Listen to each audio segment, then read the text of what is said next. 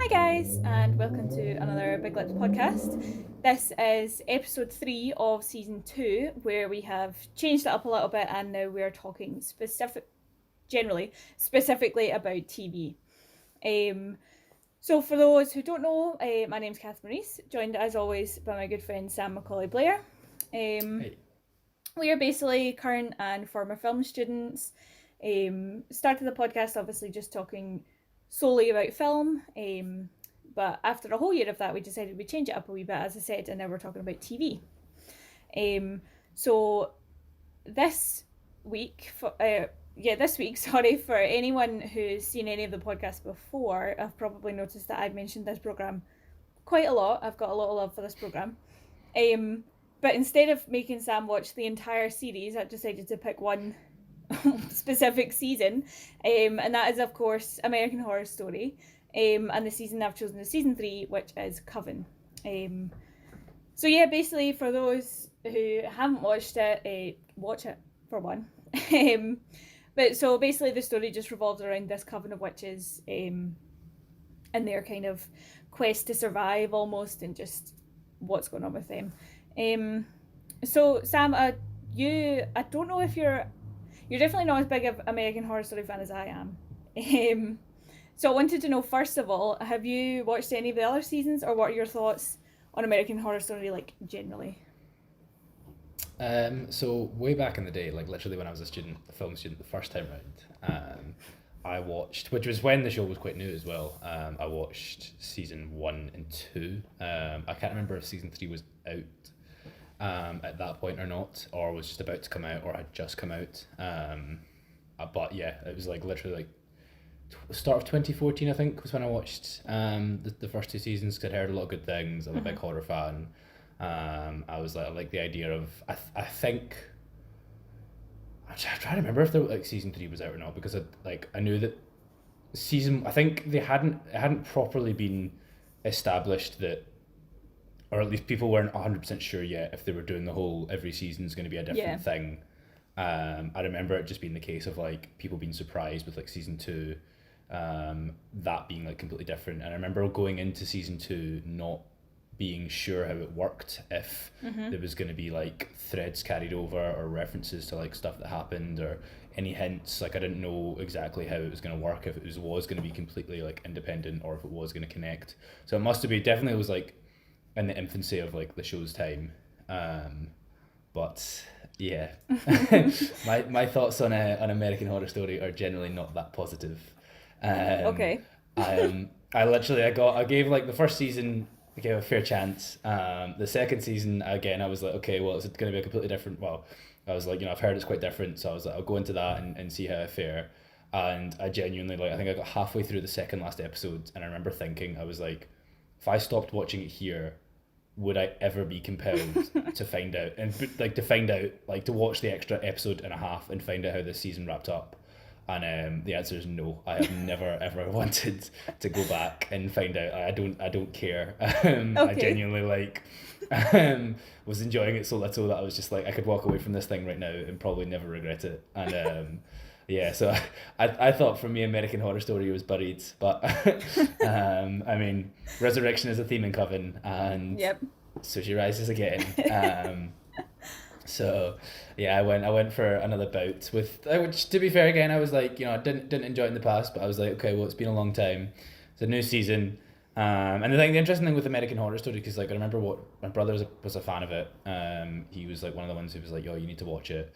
I remember like there been a lot of discourse online about it being good, and even like anecdotally knew like a few other folk that watched it. And I realized, I think, again, like towards the end of season 2, because like people are always saying, like basically any season of American Horror Story that exists, someone will tell you is the best season, and any season of American Horror Story that exists, someone will tell you is the worst season. I have seen every opinion, because I do remember people trying to convince me to give it another go, but I was like, okay, well, this is a chance to give it another go and see how it fare. Don't get me wrong, there are parts to it that like I appreciate, but I think overall for me, I just do not dig the show. I think the biggest problem it has is the writing. which I think is constantly, it's just, and these 13 episodes were an interesting like analytical experience because you can like dislike something, but it can be really hard to pin down why. And I think with this one, it's just, there's just no like nuance to it. It is very much like Dutch angles, and every character is like very heightened. No one really felt that real, and it felt like every few seconds the show was just like throwing twists at you, but a lot of them were just like they would come from nowhere. It felt like the show expected you to have an attention span of about 13 seconds, as it just kind of like barreled across from like one event to the next, and would like pay something off that it hadn't even set up yet, but never really like there was just things that I was like in the middle, like the Axeman. Yeah. What was that? It's just like suddenly like halfway through the season they just like have like a cold open on like the Axeman, who's this like brutal jazz murderer, and then he's just like he like falls in love with Jessica Lange, and they just like hang out for like most of the season. Every now and again there's just like a cutaway of like them talking and him just like pontificating, but I was like no, that's fair. What was that about? There was when I was kind of like thinking about how we would talk about this, like structure wise and stuff.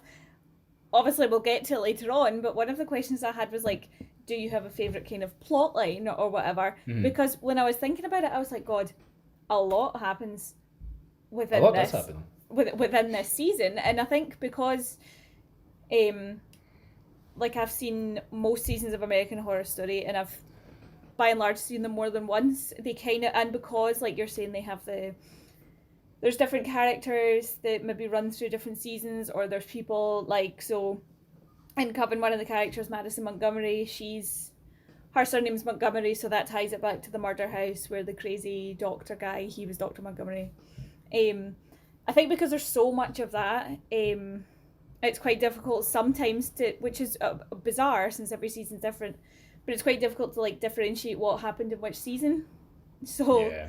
For example, there was one point when I was watching this, obviously at one point the characters need to basically go to hell to try and bring themselves back out.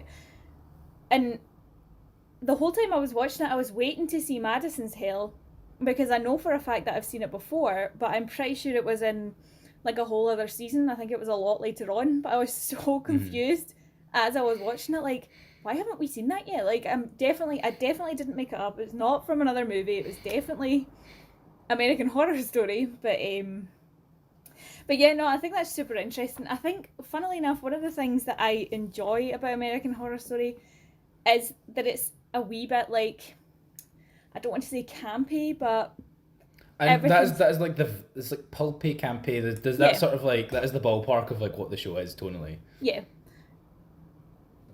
And that's definitely. Sorry, I was gonna say, like, for me, I think it feels almost like a like the show. I don't know, it reminds me, I guess, of like young adult fiction, just in the way of like, and I've not read like tons of young adult fiction, but I did read, like, I do remember reading The Hunger Games and stuff, and it's very much reminded me of that type of like storytelling where it's very much just like The Hunger Games is so good for like every like chapter that those books end on like a huge cliffhanger that sort of gets you like turning the page to like, you know, turning over to like the next chapter, and a very much, but like again there's not really a lot of like, it doesn't feel like there's loads of thought into like the long-term structure and flow. And again, obviously you are saying that there's Easter eggs and stuff, and there are like set, like I'm not saying there's zero of that, and obviously these like TV shows are carefully planned out, but I think it more feels like they don't expect you to be able to, and granted TV was in a different sort of phase, especially when this like series like was on, because it's what, like almost 10 years ago now that Coven was out? It's been a while. I don't know the exact date. So, and it does, to me, it does feel like it belongs to a different era of TV. But yeah, sorry for like interrupting your no, that's all right. Yeah, but no, I definitely think, because I obviously really enjoy American Horror Story, and it's kind of like how you can't quite figure out why it is you don't like it, is kind of, I can't figure out why it is that I like it so much. I think I do enjoy the kind of like, everything's a bit exaggerated, and I think this is probably this season and Hotel I think are the most obvious examples of that, where everything is so exaggerated and the characters are quite caricature-y. Yeah. And also, again, similar with Hotel, the kind of settings are very lavish in this one anyway, with their kind of giant big house that they live in. I also would disagree, because I think that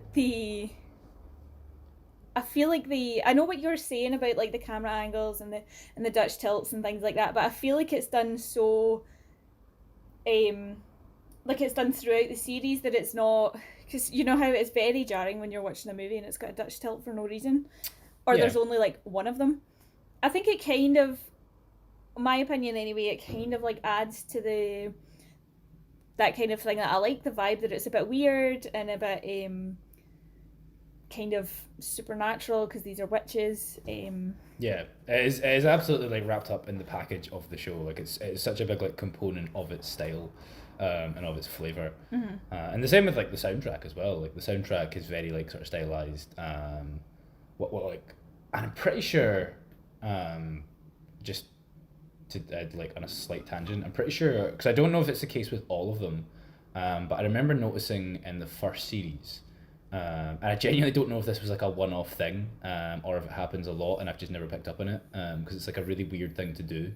But in the first series, there's like a scene, and they obviously do like compose an original score, but I'm pretty sure in the first series there's like a scene where they just have like the soundtrack, or part of the soundtrack from Vertigo, like the Hitchcock film, in it. Quite possibly. There's American Horror Stories, a lot of like pulling things from different. It's a step more. It's a step beyond just pulling inspiration, where they just pull actual things. Yeah. So they always tend to pull characters from that are based on real people. So like Murder House had the Black Dahlia, and it always makes me feel a wee bit weird, similar to when I watched Once Upon a Time in Hollywood, actually, where when you already know the story of these people, it seems a bit odd to me anyway to kind of make up a new kind of life for them. It just I don't know, it just seems very odd to me, and I think I'll talk about that more slightly later on as well. I was going to say, yeah, I've got stuff to say on that as well. I think that's definitely an interesting thread to pull on. Yeah. But yeah, I also liked in this one, I feel like they it made a very conscious effort to feel like cool. So like the girls were always very highly stylized, and everyone just, in my opinion, looked great, which is always nice to watch. But yeah, I think it's definitely my favourite season of American Horror Story. But I understand where you're coming from. I feel like, because I don't think I think I definitely know people that just aren't fans of it. They're just not. They just don't get the hype or whatever. And I remember speaking to someone that we did our course with, and I had said, "Oh, you should watch it. You should really watch season 3 because it's my favourite." And he had said, "Oh, I'm not really keen on Sarah Paulson." And I was like, maybe don't watch season 3 then, because there's a lot of Sarah Paulson in there. Yeah, I feel like that kind of hurts them as well. Like if you're not a fan of Sarah Paulson or Evan Peters, they reoccur so often that it's going to be really off-putting if you don't if you don't like either of them. Which I think was funny. But moving on from there, let's talk about characters. So if you want to tell me maybe who your favourite characters is, if you had any, why you like them. Yeah, so it's an interesting one, that I've got two favourite characters. I would like to point out they were my favourite to watch. But I mean Yes. that's how TV works, isn't it? Or how just storytelling works in general. You don't have to like a character to enjoy their like presence. Yeah. And the two most enjoyable characters, which the show absolutely knows, are Jessica Lange's character and Kathy Bates's character, which I mean, Jessica Lange in general is just like the ultimate, like that is one of the things that I would have said about like season 1 and 2, and one of the things that I was like equipped for going into season 3. is that she just absolutely, like, it feels like she just She carries carries the show. that show on her shoulders, and she bears the weight like a champion. Yeah, and that's what I say. As much as I would criticize the writing, I think the show gets by so much because like it can give her some terrible lines, and it does give her some terrible lines at points, but she does make them sing. Yeah. Like there's like, yeah, that like it's probably one of the best examples I can think of, or she's one of the best examples I can think of like she will take a Duff script and she will do everything in her power, Yeah. to salvage it. And like, yeah, like she's always a very magnetic presence, very very compelling. I think they actually could have done something a bit more interesting with her, but I'll get to that later on. Okay. And Kathy Bates thing, that was one thing I'd heard going in, was that like I'm pretty sure she won awards for her like. I think so, and I feel bad because Kathy Bates is in a few of the other seasons as well, and she definitely peaked in Coven. Oh really? Yeah. Is that just because of the character they gave her, or her on her end? I think she was good in Hotel, but she was outshone by a lot of characters in Hotel. And then she was also in Roanoke, and she was just. You've probably seen it actually. You've probably seen people talking about her accent in Roanoke, and it was. Possibly. Yeah, it was something else. Like, obviously, I don't know what accent it was she was going for, but I do remember. I do remember watching it thinking she needs to shut up or get off the screen because I can't hack it. Which Fair is bad enough. because I like Kathy Bates. I think she's a great Yeah. actress. I think she's very good at these kind of roles as well, where she's like, obviously her kind of first bigger role was in Misery. I Annie can't remember. Wilkes. Annie Wilkes, yeah. Yeah. So she's proven that she thrives playing just horrible, crazy murdering people. Yeah. Yeah, but ones that have their own sort of internal compass of like decency and yeah, it's definitely like a type, but yeah, she does play it very well. And again, like it feels like the show does have like something, and that's the thing. It's like, very much like the show knows it because of obviously the amount of screen time that they get and like the way that their like sort of stories play out and stuff. And I guess this is where I was going to talk about what you were saying about it, like, you know, them using real people. That always felt really weird with her because Yes. it just felt like it. I mean, I'd never really heard of the person. Was it Marie Laveau? No, that's not her, is she's it? Madame That's someone else. Valerie. Was That's Kathy it, Bates' Madame. character. I got the initials, the M and the L, and yeah, like I know nothing about like that person historically, and the show is weird because it felt like the show was doing a lot of like, especially early on, where they just keep, every time anyone like brings her up, they're like, oh, if like half of what they say about her is true, then like she's the worst person ever. But then it's kind of like, okay, well, could you tell us some of those things, please? Yeah. That's and they funny do because- obviously. Oh, sorry, carry on. Sorry, no, what were you saying? No, I was gonna say I can't remember how I knew or I had read about her before, and then it was as it was playing on TV, as it kind of progressed and she went up to the basement and the slaves and things were there. I was like, oh my god, she's based on a real person, and there was a wee bit of like, oh, that's interesting, but then again that thing came back where I was like, oh, it's just, I don't know, it's a bit of a weird choice because there's points. I'm sure you're going to mention this as well. There's obviously her and Queenie have a really weird relationship. Yeah. And then because sometimes you see it kind of through Queenie's eyes, she's almost like you almost feel sorry for her, which seems very odd when it's based on a real person who actually did these horrible things. Yeah, there is like a weird like attempted redemptive arc, and it plays for like the shock. It feels like it's playing for like the shock of it, and like the just so that they can like have like a few like twists and turns rather than it being, because yeah, it is like you say, it's just, it does sit a little bit wrong when it's like a real person and someone who is like historically an atrocious human being. And yeah, it does kind of like, I think it kind of conflicts with the tone of the show, which is very much like it's very like stylized and sort of flashy. And again, this is the thing, I feel like the writing is inconsistent in a lot of places, but especially where like characters are concerned. But I do feel like it kind of like, hurts it when it's like tied into it being a real person rather than it just being like, okay, well, at least it's just this fictional person and they can say what they want, do what they want. But that was like one of the things was like the way that they handle even just like revealing more of her character, because again they mention a lot of like how awful she was, and they do like start to show you more of that and like have flashbacks and stuff, but it just, the structure of that felt really weird, where it felt like you were getting information in like weird places rather than, and the reason you get the information where you get the information is because it usually connects to like the thing she's about to do, which is why again I feel like it just, that's what I mean. I feel like rather than doing that, if the show was like, well, we could set this stuff up in an earlier episode and then pay it off in a later episode, then it means that you're sorry. No, sorry, I was going to say the very obvious example I always think of in terms of things like that is the moment when it's revealed that Cordelia is the new Supreme, and she stands up and she looks gorgeous and her eyes are back to normal, and then it's Sarah Paulson's own voice and a narrative, like a narration in the background saying, oh, the hallmark of any new Supreme is glowing health. I'm like, yes, we would have got that had you not pointed it out. We already heard her say that in previous episodes.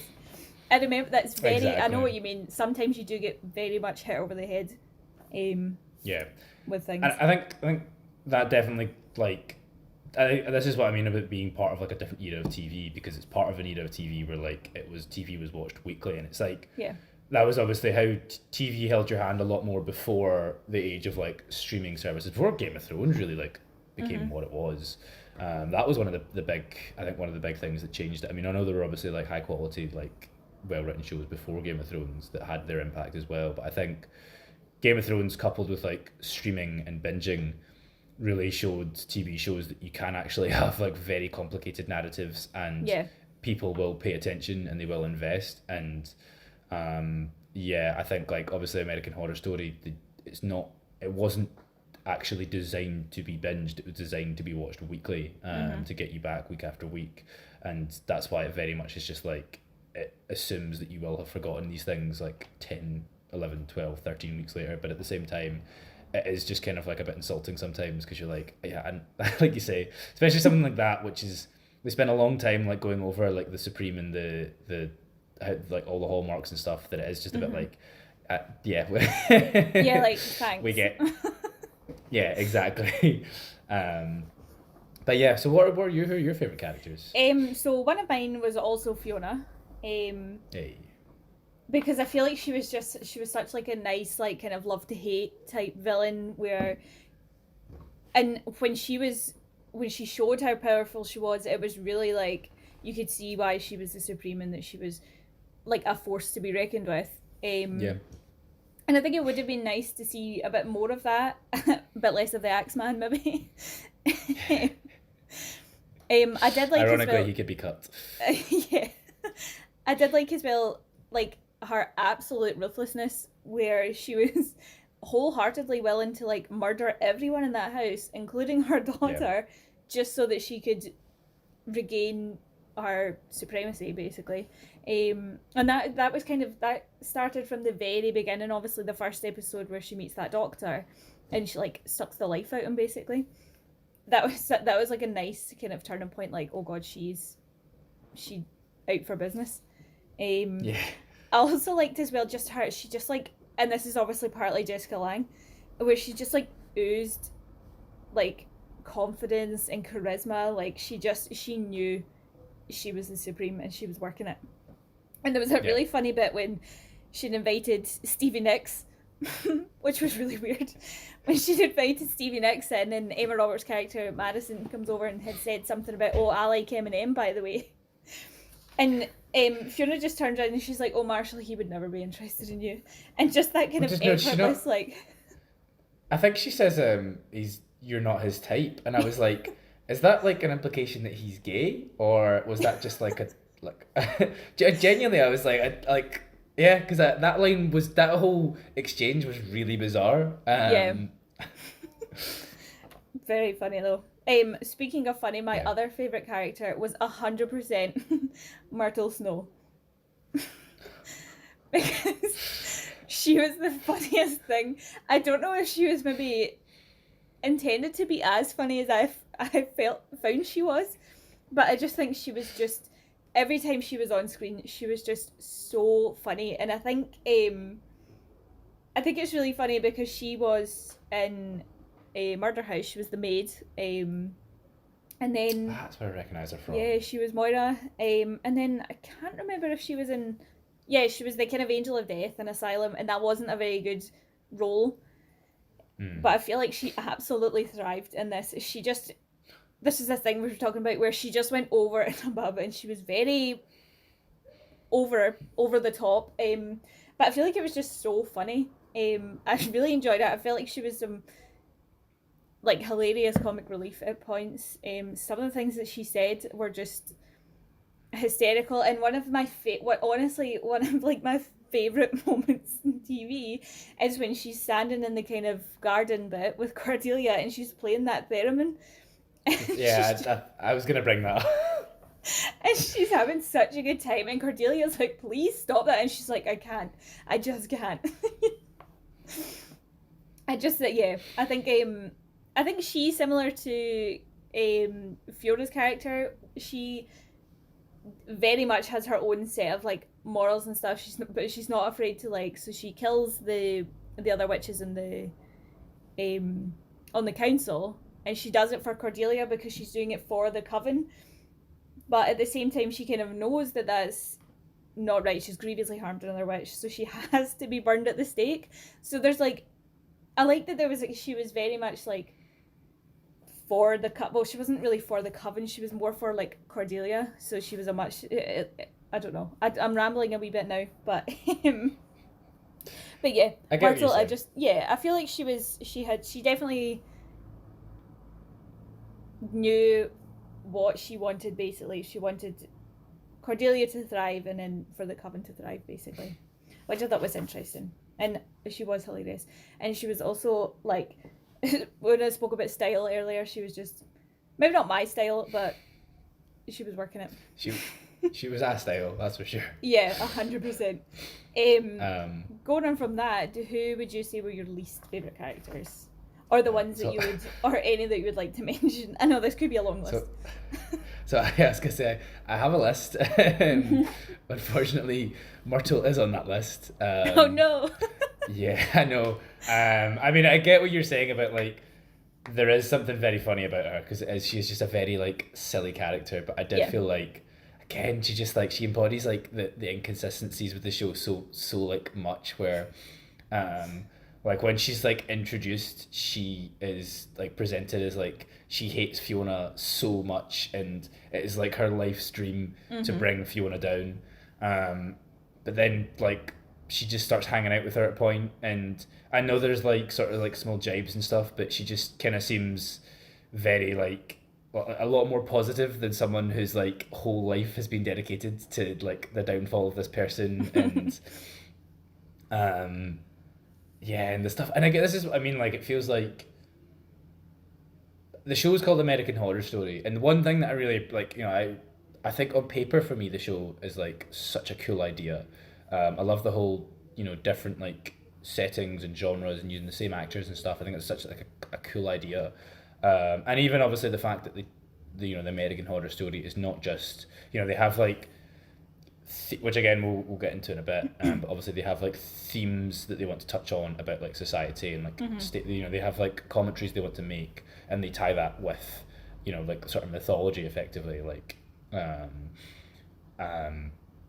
yeah, which I think is like a really interesting idea, but I think it doesn't really like, I wish it was more of a horror than it is, and it has that sort of campy, pulpy feel where it's not really a horror, it's more just like something that like has fun in a horror-ish setting, and that always just disappoints me. It feels like a lot of like what it's going for horror-wise, aesthetically, is more about like, oh well, this is like a disturbing thing, and we're gonna like have lots of like quick inserts of like gore and blood, and the shock of it will like spook people rather than like, and again there's like the psychological element to it as well, which I appreciate, but I just don't think it's done with like much subtlety and stuff. Like Myrtle playing the theremin.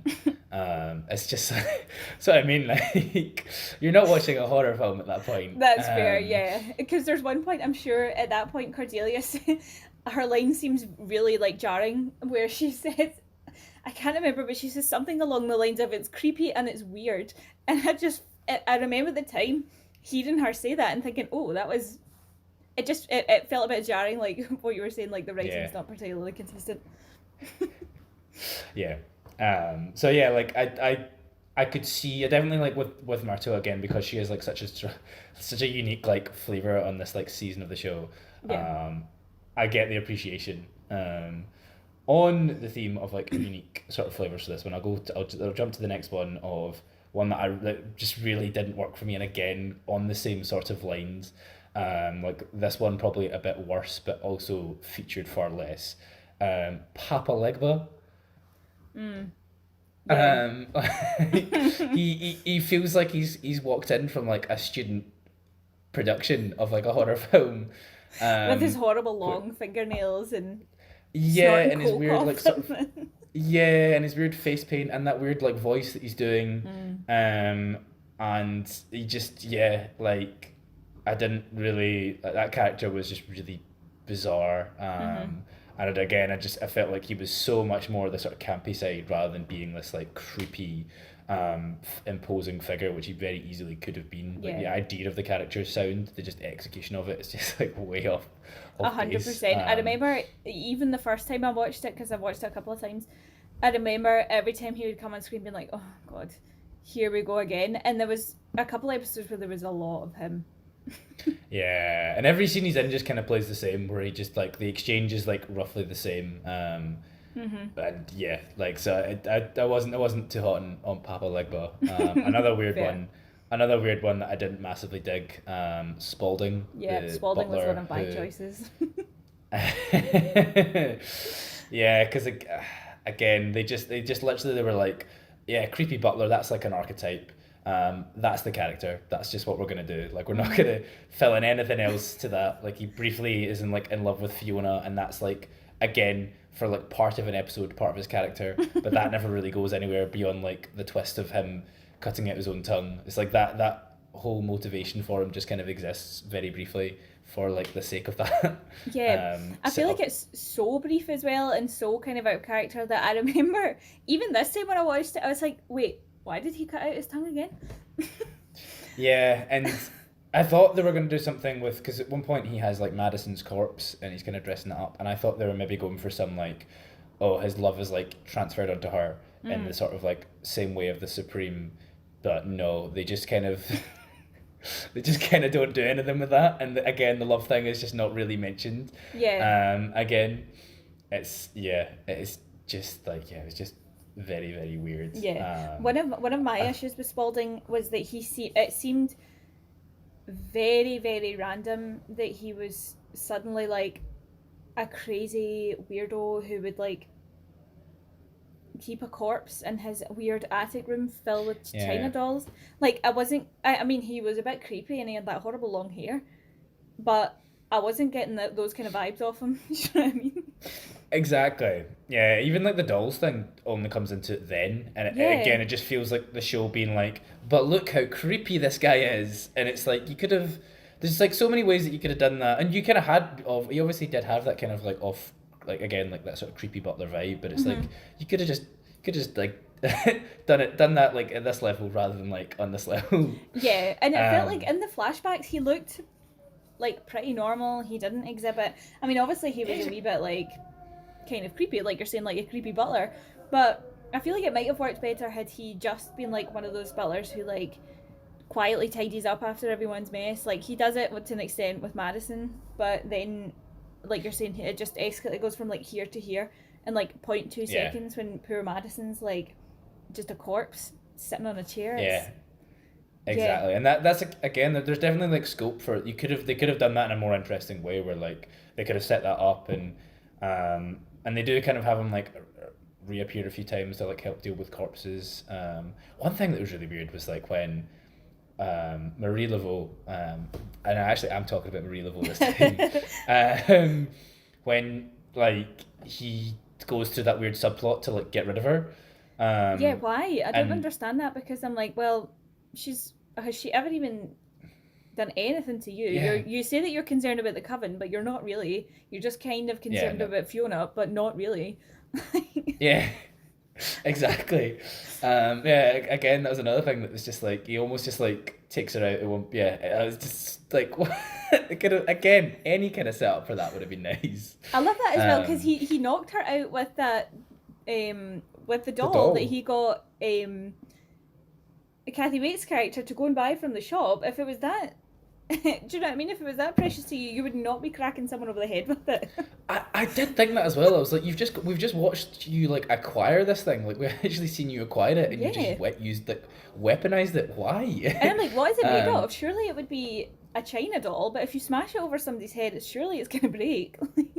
exactly. Yeah, exactly. And he doesn't seem like someone that likes to damage them. And Yeah.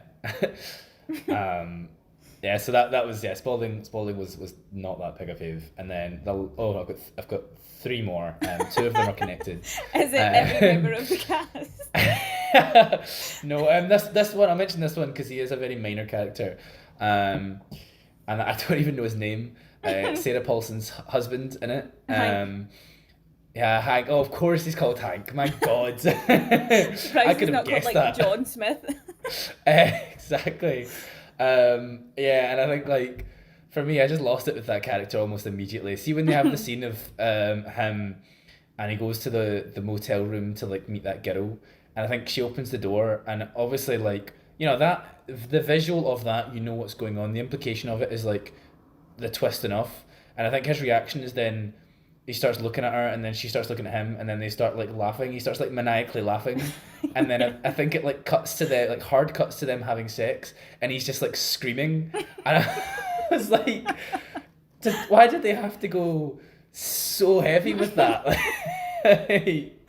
That's fair. Yeah. Yeah, because even like she looks a bit like not intimidated, but a bit like, what is going on here? Yeah, it's so bizarre. And I mean this show is like so much Marmite. Just to Yeah. circle back around to that, where like I was very much as I was like, I know that this is not for me, but I like it is so much what it is. It's so Yeah. it very much knows like the whole package of it. It very much knows what it wants to be. That it's just the sort of thing. It's the same with like everything. If it connects with you, and I think TV is a funny one for this, where like I feel like people are very particular with their TV shows, and if something like just clicks with them, then they have like the best time. Yeah. This is very And much like we've spoken about it in terms of specific films and genres and sub genres before, but it's very much like I feel if you accept it for what it is, you're gonna have a great time. yeah, Whereas if you're on board with it, then Yeah. the ride that you're on is like it is a ride, and it's like it's taking you places, and I appreciate the fact that like again, like I said, I don't like the show, but I appreciate a lot about it. Because like there's a lot of ideas and stuff there, and it's just such it's such an interesting like thing to exist and to have like been done. And I'm glad that it like has been successful for the fact that like it's a cool idea and it deserves to like have found like an audience. I think, But sorry, yeah, just really quickly, I think a lot that's of the okay. fun with American Horror Story as well for me is because they're making new series all the time. It's quite fun to. It's like almost interactive in a way where they only tend to give you the new season's title and they don't tell you anything about it. So or they'll give you posters that don't make any sense. It's just like a house in the background. So I think Yeah. there's that element of fun, like, oh, what's this going to be? And then you can speculate. Like the most recent season I watched was called 1984. So immediately my brain went to the book, and this kind of idea of Big Brother and stuff like that. But no, it was like an 80s slasher. Oh, okay. Yeah. That's a very like, because I did look up like the other seasons, and yeah, I saw that the 1984 one, and that was also my assumption was the whole Orwell thing. Yeah. But yeah, I mean that does make more sense in terms of like the style of the show. Yeah. Because I was like, I can't really see it doing like that much of an Orwell thing. It kind of yeah, no, tried like- in Cult, but not my favourite season. No. Fair. See, everyone's got one. But yeah, no, I could have very much left Hank. The whole thing with him being like part of a witch hunter thing was like mildly interesting. That was definitely one of the things where I was like, no, again, I was like, there's ingredients to that like would have been cool to sort of follow and explore. But even just like the sort of what they did with that, like it was kind of set up and even his attempt at like what was it? The only people he kills are like the neighbor, for some reason, like the really Christian neighbors. Oh He just yeah. like shoot. Yeah, his Like, aim must be terrible. Like, if you're using a yeah, sniper, and surely your aim's going to be half decent. exactly like that. I mean, that is literally his career is like witch hunter, and he's been doing it since a kid, as you see. Yeah. And yeah, even that whole, even like the father when like all the all of his like people have been killed, and he just goes and like makes himself a cup of tea and then like sits down, and it's like people don't act like that. Yeah. 100%. I also thought that was a bit bizarre. Like, what happens after Fiona and Marie Laveau leave? Like, that's a room full of murdered people. Surely there's going to be some Yeah. kind of investigation. They're at least going to check the CCTV as to who entered and left the building. Exactly, but I mean, they kind of like weave the police in and out of things, don't they? Every now and again, to say that like the police exist, and sometimes there's like mild consequences, but also not really. Like they just kind of they're not really gonna do anything. Yeah. The last two that I wanted to mention were Zoe and Kyle, and I genuinely like until I watched the last episode like a couple hours ago. Could not remember that Zoe was called Zoe. I mean, again, of course she is. Yeah. But Zoe was on my list as well. She's just so ridiculously uninteresting, and they had like their love plot in the first season, and that was a really big part of the first season. And then just pairing them up again just kind of felt like, especially because like the focus is like so heavily on her at the beginning. Yeah. Because it like opens with her.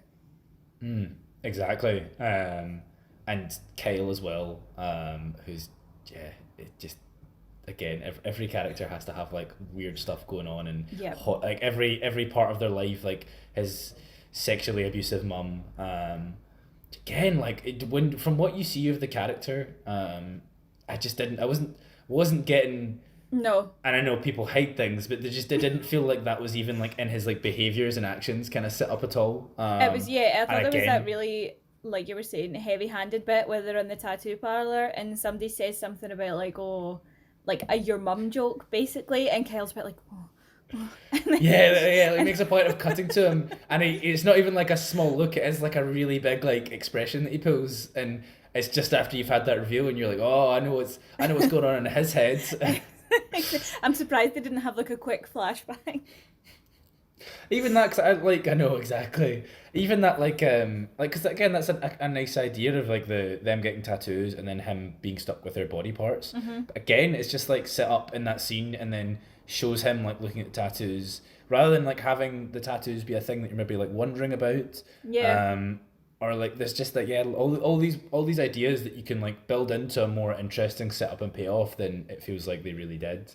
And that's I guess one of the frustrating things sometimes is I'm like, you got like the ideas are there, just move them around a bit. But yeah, no, Kyle is like the whole he has to relearn how to be a person for some reason, even though no one else had to do that when they died. Yeah, and my favourite part is that they obviously got bored of that after a while and were like, Fiona can fix him. Yeah. And Fiona fixed them in a hot second. Except for the odd moment, and then he even like willingly reversed himself as like the Coven's guard dog. And I was like, that feels like a bit of a jump for the character to suddenly just have assumed that role and be very vocal about it. Because at the end, like he just is the kind of butler guy again. I'm like, yeah. I think just to finish up on this point, I think my least favorite part of like their whole story, which is probably the most predictable, but I genuinely didn't believe the show would actually go like stoop to this low, was when all the witches are like going to hell and having to like get out, and Zoe's don't hell even is talk to me about that. Kyle was breaking up with me over and over and over again. No joke, my notes literally read, the fact that her hell was her and Kyle breaking up was telling. Like, Zoe was definitely, honestly, like I've written in my notes that Zoe was one of the most cliched and boring characters. Like, she was she wasn't particularly like, I don't even get the impression that she was massively powerful. She had her weird power No, that she would kill people that she had sex with, which but is only for the first 2 episodes. only for the first 2 episodes, and then they kind of skimmed Just over that by being like, "Oh, Kyle's already dead." yeah, But exactly. everyone else that's kind of like regenerated, they can die again. So plot hole. Yeah, yeah, exactly. Maybe that power. Maybe she aged out of that power. Again, the show just stops mentioning it. Like, Yeah, it seems like a really big like cornerstone for like a character arc or like them to have like some inner conflict that she like killed her ex boyfriend. But yeah, it yeah. She just got over that. She got over that pretty quickly because I think, yeah, part of my issue with her and Kyle was that she was so desperately in love with this character that she spoke to for 5 minutes at a party. yeah, And yeah, yeah, he seems like a nice guy, and yeah, he's a good looking guy, but do you know what I mean? Like, he was also exactly. part of that fraternity that gang raped Madison. I'm like, I don't, you're not Yeah. really guilty by association isn't really fair in that case, but you know, And they even bring that up in the show, like, and especially when like I like to think if I knew someone briefly, if I had like a brief flirtation with someone at a party and then found out that their friends all gang raped my friend, yeah, yeah, I'd probably put off a bit. Like, I yeah, wouldn't, like if they died, I don't think I would be like trying to resurrect them. yeah. If you flirted with someone at a party for 5 minutes and then found out they had died, you would be. I feel like you would be shocked and you'd be like, oh god, that was a shame. And then, you know, you'd go on with your Exactly. life. Yeah, I'd probably still be more hung up on like the boyfriend that I actually like killed. Yes, Um, 100%. And I love this idea that, like, fair enough if she was so madly in love with him within that 5 minutes that she went and resurrected him. I feel like once he was resurrected and he was acting like a proper, like, Frankenstein's monster type, uncontrollable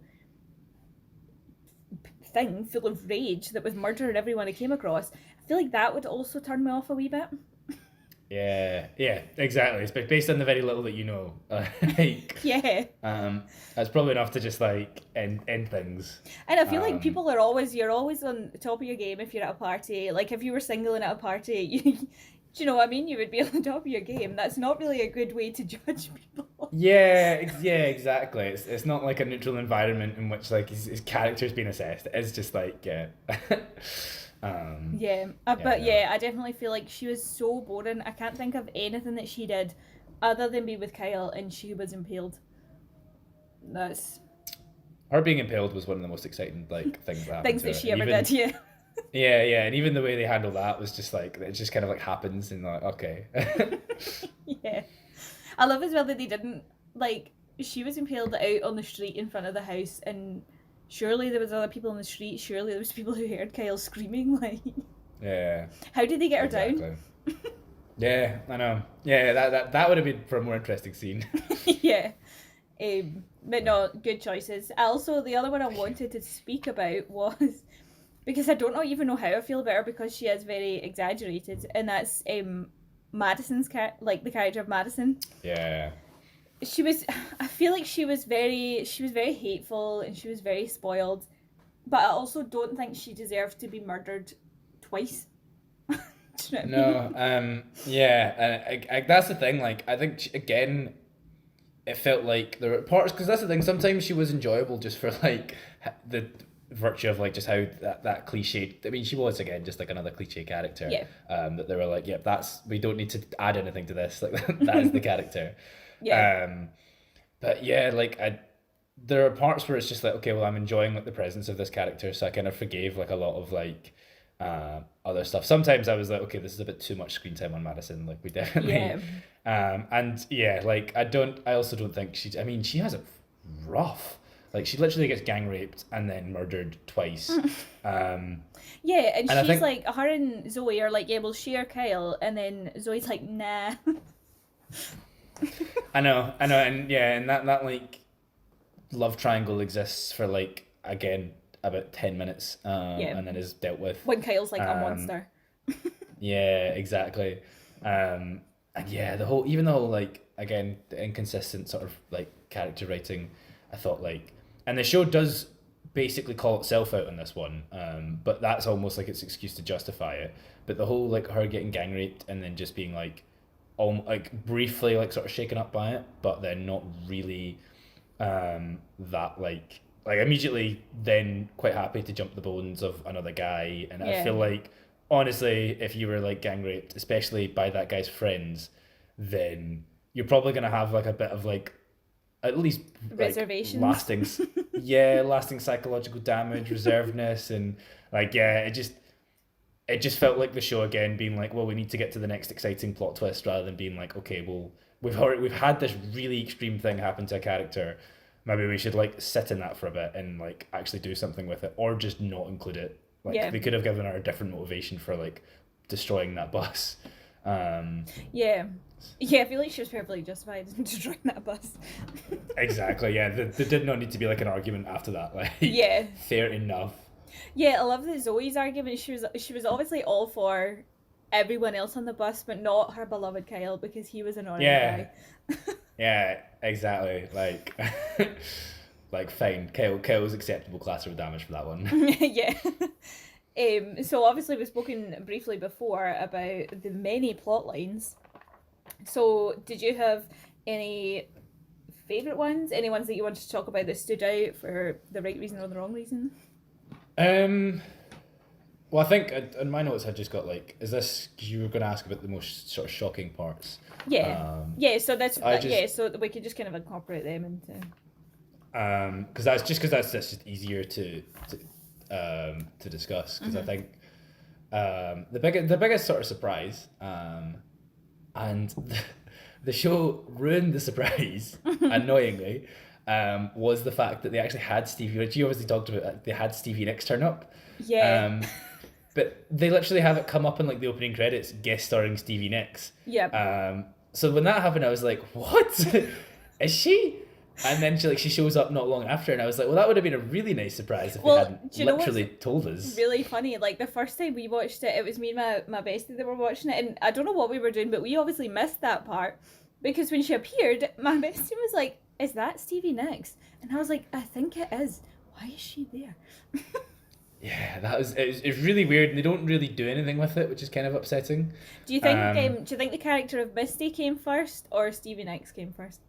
Like, they were like, I really want Stevie Nicks involved in this, how can we do it? Or they were like, wrote Misty Day, realised she was Stevie Nicks, and was like, we need to get her involved. It's a very good question, actually. I feel like they wanted, I think they probably had the idea of Misty and of having Stevie Nicks, and then they just tried their luck and they managed to get her. I feel like that's the way it went, because they don't really do anything with Stevie Nicks. I feel like she can't have been, like, you could take Stevie Nicks out of the season and it wouldn't really change. You would still have all the references to her and stuff, and it'd still work fine without you actually ever seeing Stevie Nicks. Again, it almost felt really weird as well. Like, that was another thing with, like, so we mentioned the character's hells, and yeah, like, again, okay, it would have been very on the nose, very obvious, but like, I'm surprised that like Misty's hell didn't involve Stevie Nicks in some way. Which I guess, in fairness, they do set up that like all the people in hell are like real people. So that kind of explains why she's not there, because Stevie Nicks isn't dead in like the timeline of the show. Maybe her hell could have been like Zoe's hell. Like, it's just Stevie Nicks rejecting her over and over again. Actually, that's a good point, because Kyle was in her hell, so then how does that work? Okay, yeah, never mind. But Kyle's dead, but not. I don't think they know what's going on with Kyle, whether he's dead or alive.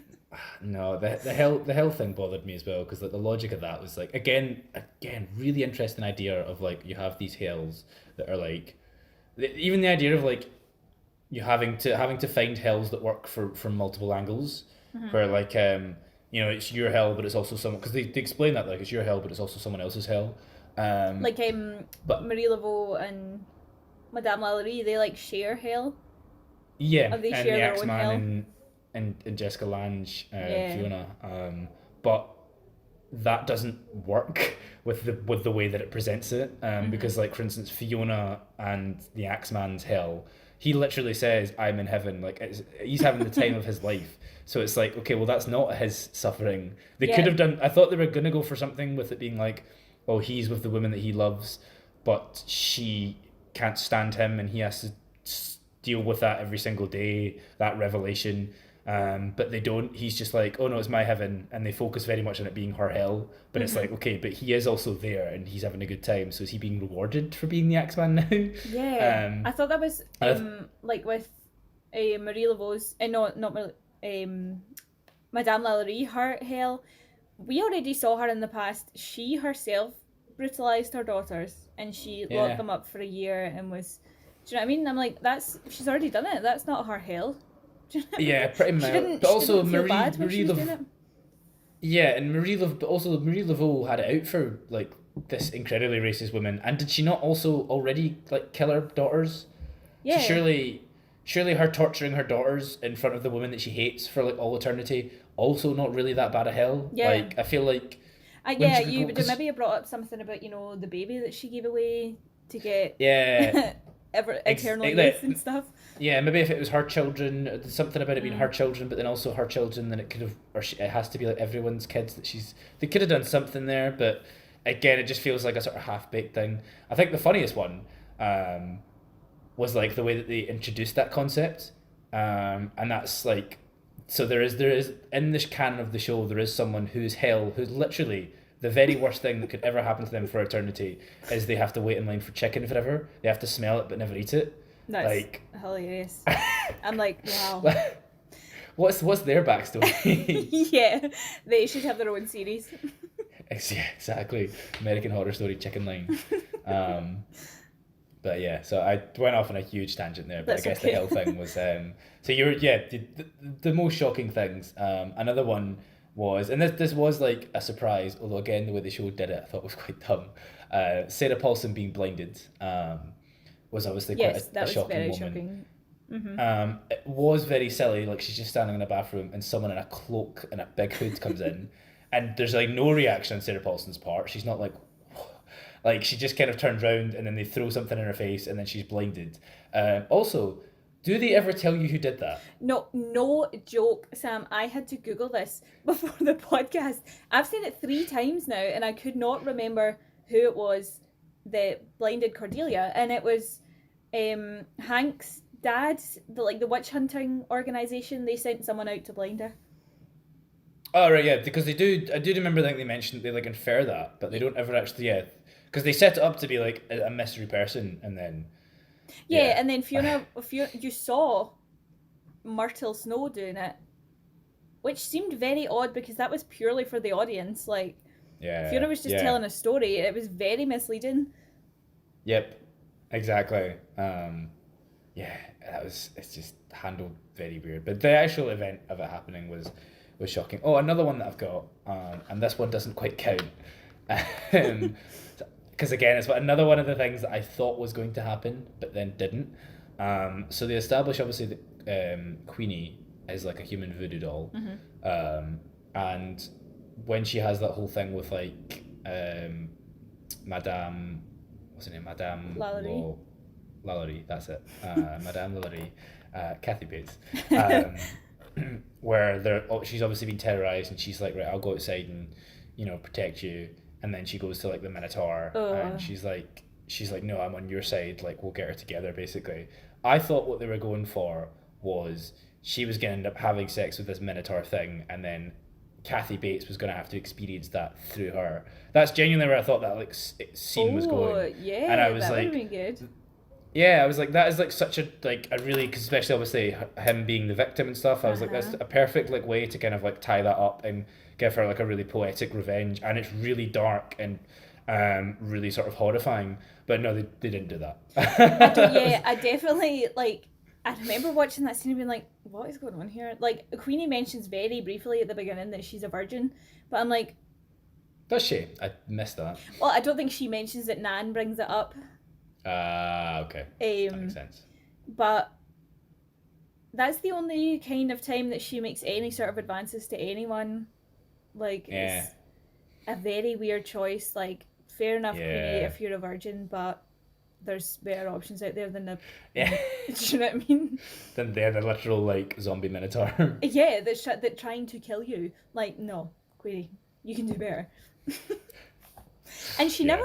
never made any kind of comment after that about wanting to find a man or anything like that. There was just that one Yeah. time. Yeah. That very, very, very fleeting impulse that again Yeah, I'm moves like, on now is very not the quickly time, from. Queenie. I know priorities. So what were yours? What were some of your faves?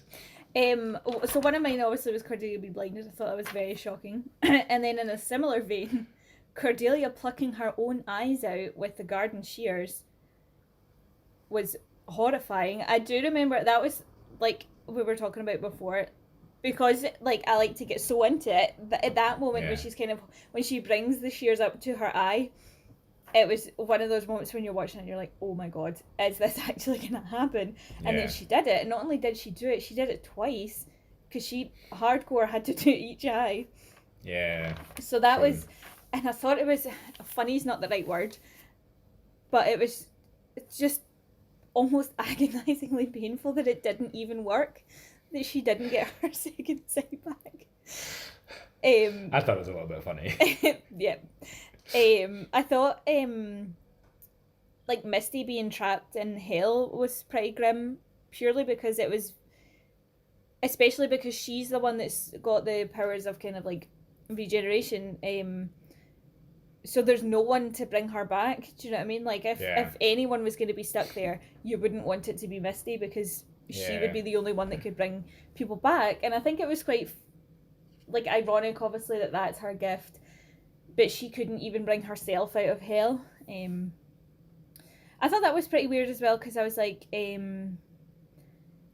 because she wasn't like she wasn't a bad person. Obviously, she would bring animals and people and stuff back to life. She did say crocodiles on those two guys, but they were a bit sketchy. Yeah, and her hell is that she doesn't want to harm a living thing. What? Yeah, but I thought, like, if she had died normally, would she have gone to that hell? Because she wasn't, 'Cause like, everyone. Myrtle just makes that hilarious comment when someone says something about the Axeman being a murderer, and Myrtle's like, "Can that not be said of everyone in this house?" But I'm like, did yeah. Misty only kind of set the crocodiles on people? Those two I crocodile did. hunter people. I did wonder. Yeah, at the end when you see Jessica Lange in hell, I was like, are they all going to go to hell? Like, I mean, I know that like you kind of have to earn your place in hell, but again, the show's not really that clear on like that whole system. Because it's supposed to be like oh yes, Jessica Lange got her like comeuppance, but I was like, yeah, but if they're all going to end up there, then that's not really that satisfying, because it's just Yeah. like you Yeah, just know because that surely everyone. Myrtle's going to end up there. She killed someone else. Zoe's, I think her numbers are stacking up. Do you know what I mean? Yeah. Kyle's certainly on his way there. Yeah, okay. Well, Kyle is already there because Yeah. Zoe saw him down there, so. Yeah. I thought as well, I wanted to mention, you've already mentioned it, the thing with Kyle's mum. I thought that was the most out of the blue, random way to make him a more sympathetic character. It felt. Yeah. And that's a weird way to do that, do you know what I mean? Especially when Yeah, they did absolutely. it, when they had Madison gang raped, but that didn't make her any more sympathetic. They still wanted her to come across as this horrible person. Yeah. Yeah, exactly. Like, the sexual abuse, like, discrepancy is a bit Yeah. weird. Very bizarre. And it definitely. Oh, sorry. I was just gonna say, just like everyone's parents in it, like, was it when you have like the Christian guy and the mum, and I was like, well, she's gonna be terrible because everyone's parent in this is terrible. Like, Yep. Is Ryan Murphy? Do anyone want to look into like his past? Yeah. Just go to him and be like, "Are you okay?" Yeah, he's not got good memories there, I don't think. Yeah.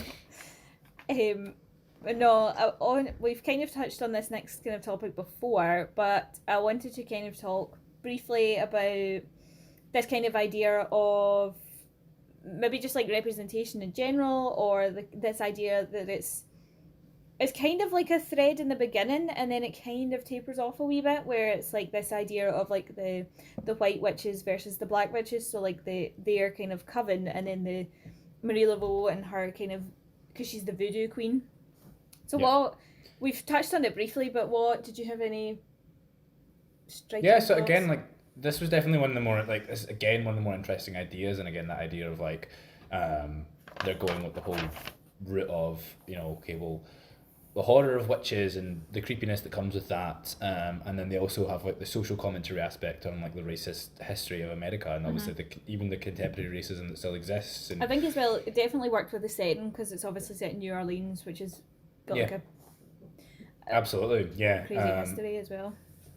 But again, I feel like it's such an interesting idea, and the execution of it is just so off from what it could have been. I think like for instance, the show, it feels like the show pats itself in the back quite a lot for being like, yeah, we're making a point about racism being bad, but then it also doing a lot of things against that kind of message. And like, I feel like the more interesting way to have done the show, to have done like that season, would have been to like have a black protagonist and to have it be like black led and have it almost be inverted, because the moment the way it is, the screen time is like mostly on the white characters and their narrative. They're the main characters, and then the black like community and clan are all sort of part of side plots. They are very much like victims for the most part, and there for the sort of commentary. And I feel like Jessica Lange as well, her character, like you could have such an interesting like villain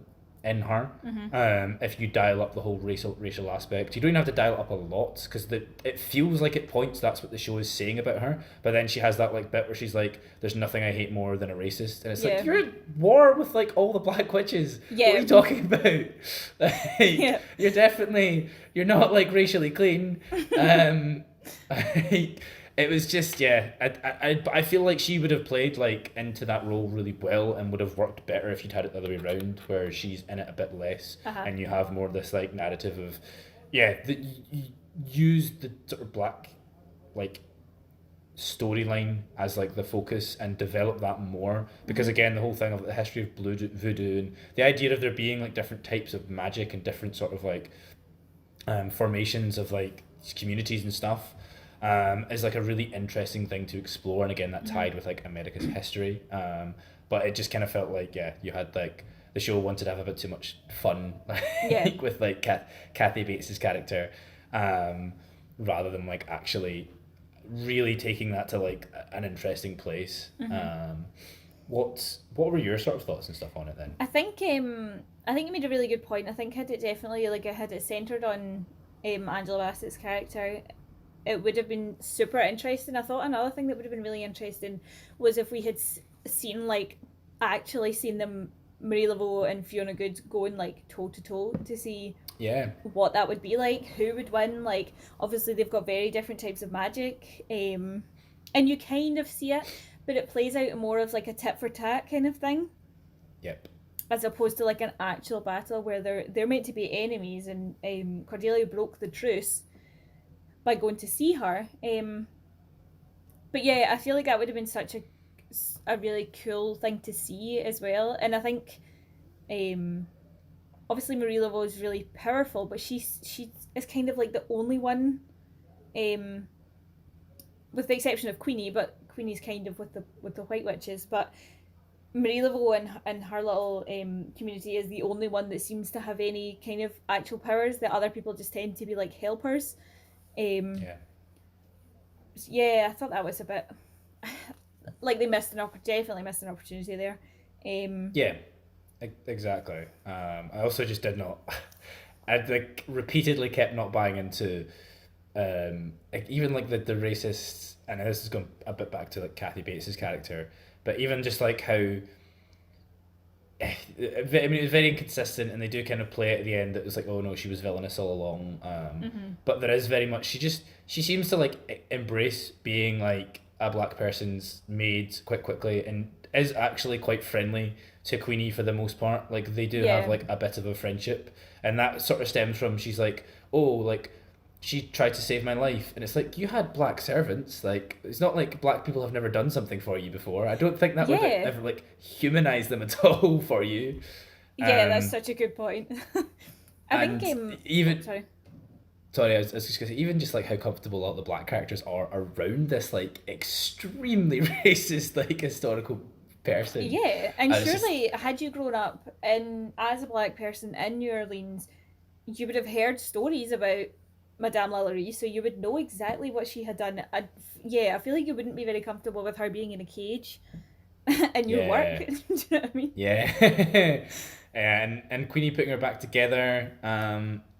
And like I think my one of my favorite bits was when Kathy Bates introduces the idea to Queenie that maybe the other characters, like maybe there's some racial prejudice going on, and it's like, well, that's never occurred to her ever. Like Yeah. she's never at any point thought that she might be judged differently because of the color of her skin. That is literally the extremely racist woman is the first person that's ever brought that up. Yep. And it just again is it's unfortunate that that is the case, but the show is literally commenting on the fact that that's a part of society. Yeah. I think Queenie was feel like they could have done a lot more with Queenie as well, where obviously Yeah. she had like this kind of indecision and confusion. So she felt like she didn't quite belong with the White Witches, that they weren't massively friendly, or they weren't friends. But I don't think any of the White Witches were friends with each other. And then, but then I feel like it would have been obviously it would have hit you over the head with the pairing. Obviously, Marie Laveau's the voodoo queen, and Queenie is the human voodoo doll. Yeah. Like, I feel like they should have maybe explored that a bit more. Queenie mentions it Yeah. very briefly, like when she goes to see her, but I feel like they definitely missed a beat there. Where they could have kind of like explored their friendship, and then if they had paired up, would they have been even more powerful? Would they have been more powerful than the White Witches? Like, Exactly. so I feel like Exactly, Queenie's yeah, got there's what Queenie's definitely got one of the best, like, gifts in terms of if you were at war with someone. Do you know what I mean? Yeah, exactly. Although I feel like even that is like kind of underutilized, and like again, there's inconsistencies there. Like, what was it? She gets like shot, doesn't she? And then by like, because I was like, surely, like, I mean, they don't really explain the powers that fully, like how She, they yeah, work. because she gets like gored as well by the Yeah, by and the I was like, manager well, thing. surely, like, yeah, I was like, you're a voodoo, like you're a voodoo doll, like, Yeah, just surely project that's that onto only someone else. exactly like surely you just always have that on, especially if you like. Fair enough, if maybe like the attack came when your back was turned, but both of these like times she sees it coming. Yeah, both of the Like, times it was in her stomach. exactly. Like, you have one main gift that you know how to use. Why would you not use it at like the critical point? Yeah. But one thing I will say, and this is like going off on another tangent, but I actually did want to praise this about the show. Was, and it's again inconsistent. There are episodes that do it well and episodes that just don't. And that's like the titling of the episodes. So like I like the fact that, and I think this comes from the fact, I don't know if you know this, because I only found this out when I recognised some of the names when watching it and then did some research into it, that some of the producers and writers of this season specifically worked on Buffy. Oh, really? I didn't know that. Yeah, a couple of like the main writers and stuff worked on Buffy. And I know that like with Buffy, I've read like reviews and stuff where they talk about the fact that like theme was really important with each episode. Like they had to have like a theme, and they had to like that had to be explored throughout the episode and stuff. And I think you see it with like some of the episodes, like the episode titled Head. Yeah. I like the fact that obviously it starts off when you find was it she finds at the end of the previous episode, Kathy Bates' head is in a box, and that is obviously like a part of the episode. But then you also have like, for instance, when they're attacked, when all the Black Witches are attacked, Yeah. Queenie saves them by shooting herself in the head. And there's a few episodes like that where the title applies to like the whole episode, but it is inconsistent, because then you have episodes like the first episode, which is just called Bitchcraft. Yeah. And it's Yeah, they thought that. like, They thought that sounded cool. That's why. yeah, literally, yeah, they were proud of the pun, and that's the extent of it. But I did appreciate the fact that the show has moments like that where there is that is like an instance of there being like a bit of nuance in it. It's just, I just wish there was more of that, because it's so much more fulfilling when you notice things like that. Yeah. You make a connection, and the show is not like battering you over the head with it. I feel like one of the intended. issues with American Horror Story now is that they're really trying so hard to tie into previous seasons, to the point where, like Apocalypse, for example, the witches appear in that. So, and it feels like it's nice for them to be mentioned, and it's nice for it to be like, for you to figure out, oh, like Madison Montgomery, I wonder if that's got anything to do with the murder house. Whereas in Apocalypse, and the character of Lana from Asylum appears in different seasons as well. So does the medium, Sarah Paulson's character from Murder House. She appears in various seasons, and it feels like they're prioritizing that over everything else recently. Yeah. Anyway, I would argue. But yeah, that was me going off on a tangent. No, fair though, and interesting to hear, because obviously again, I don't intend to watch Yeah. anymore. But again, I am interested in like just the way that the show operates, because like, you know, I assume you do, but I only found out like last week that there's a spin-off show. Do you know what? I've literally just finished watching it. Oh, okay, fair enough. Yeah, and as even that, I think is just like interesting that, yeah, like what they're doing with it as a brand. Obviously, we talked in the previous podcast about like I'm not a fan of American Horror Story, but I would be interested if they suddenly announced they were doing a movie. I'd be interested in seeing what they did with it. Yeah. So I think as like a brand and as like an IP, it is fascinating. So yeah. Like, no, that's Tangent excuse. definitely why I watched it, because I was interested to see what they did. And even in that, so it was kind of like every episode was different the way that the show is, but there was 3 separate episodes that dealt with the murder house and the same characters. And I was My just God. over it after the first episode. Yeah. I was like, I've had my fill of the murder house. Like, it was a good season. I really enjoyed it. But and then in the last episode, they brought back people from the first episode. So Yeah. it was, yeah, I didn't enjoy those ones. I feel like the standalone ones were really good. They were really interesting. You should maybe give them a watch or a try. Because they're not. Sorry? What were you gonna say?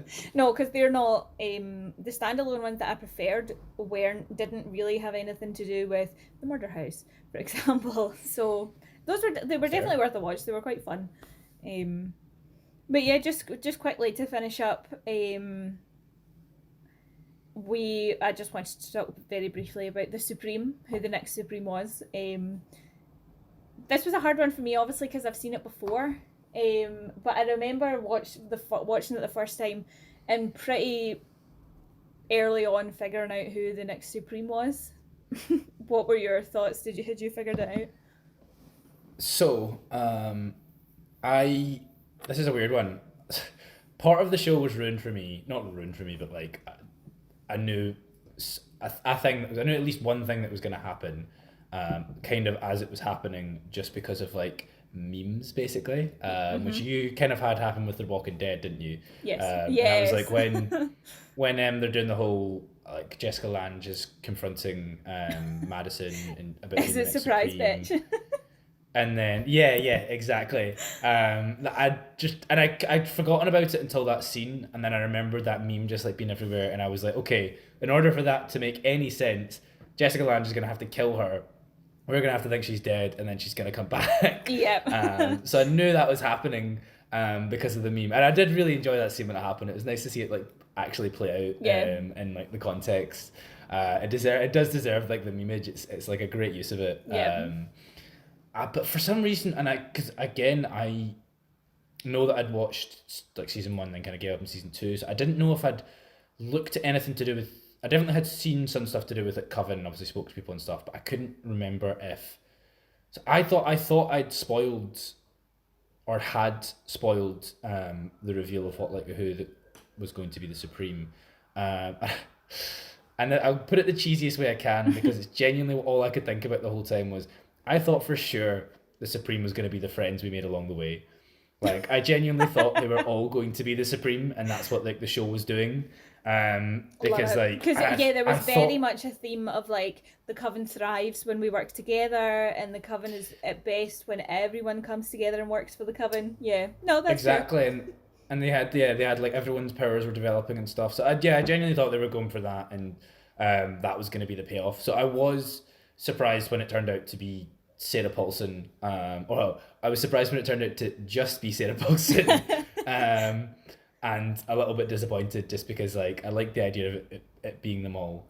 I also do want to say that like the last like exchange in the show is just like unintentionally hilarious as well.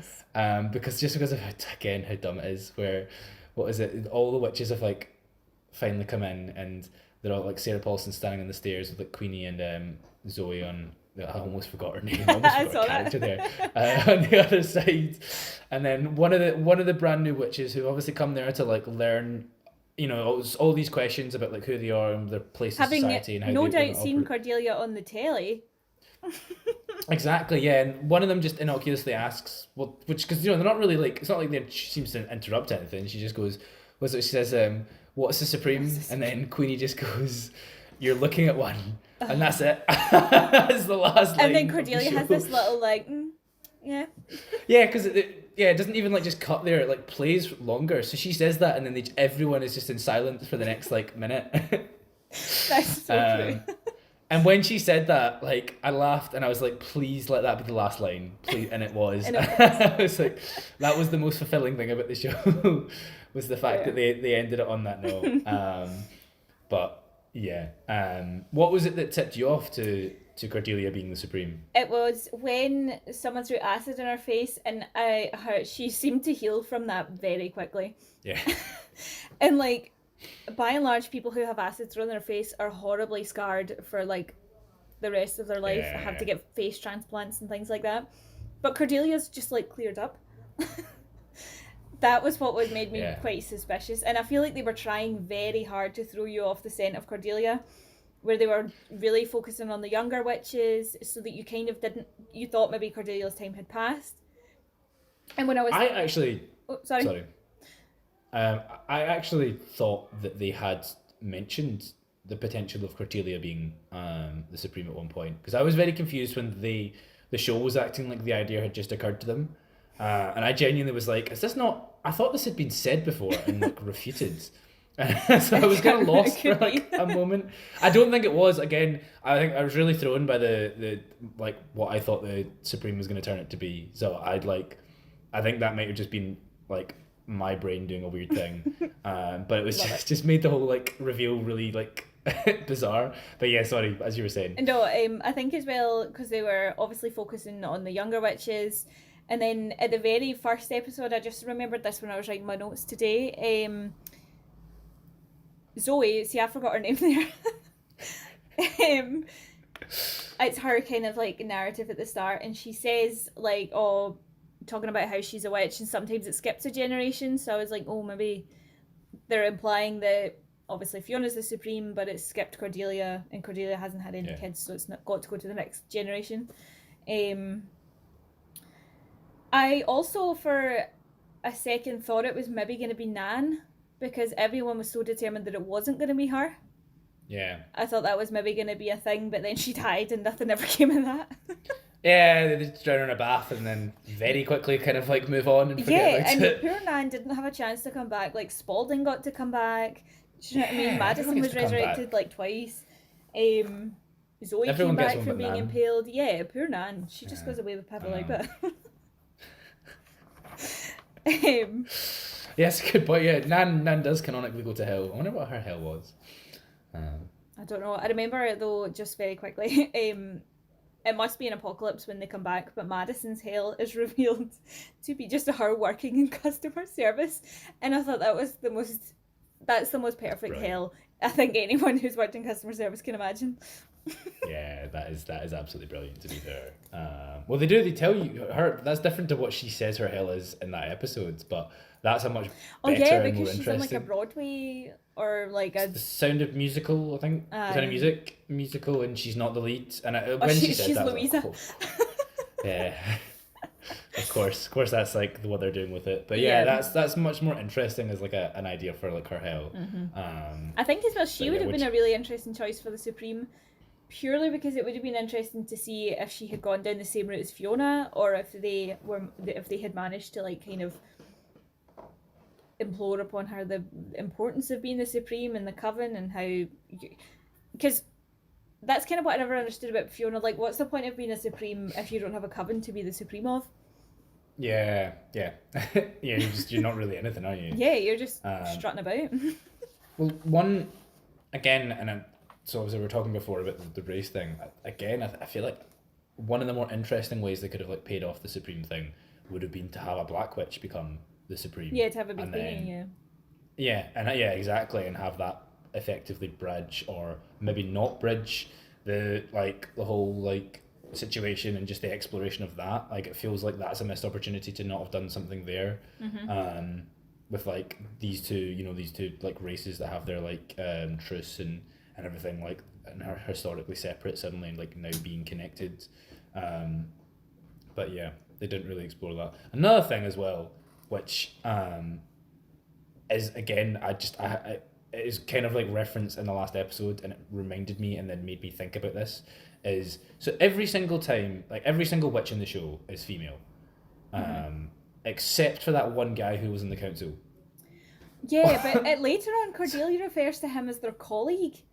Yeah, I got that as well. Yeah, that was when in the last episode when I remembered him, and I was like, wait, so but he did have powers, didn't he? He wasn't just like hanging out with them. I don't know. He was actually on the council. Yeah, he was on the council. Why would you let him be on the council if he was just somebody's pal? Like, yeah, to be on the council of witches, surely you have to be a witch. Because they mention at one point, I'm sure they mention a warlock.